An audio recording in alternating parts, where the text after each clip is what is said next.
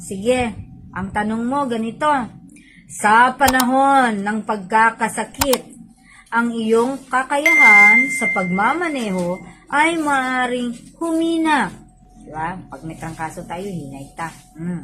Nararapat na ikaw ay, letter A, uminom lamang ng bababang dosage ng anumang uri ng gamot sa lahat ng panahon para masiguro ang kaligtasan. O letter B, laging bisitahin ang iyong doktor bago magmaneho, lalo na sa mahahabang biyahe.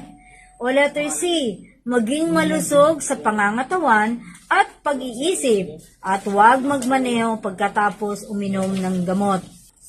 Letter C, huwag magmaneho pagkatapos uminom ng gamot. Lalo na kung mga gamot sa ubo at saka sipon, inaantok tayo yan. Ha?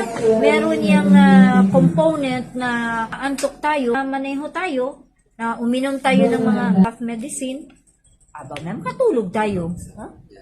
Paggising natin, wala na, nandun na tayo sa gilid ng kalsada. Buti kung magising pa. Safety first.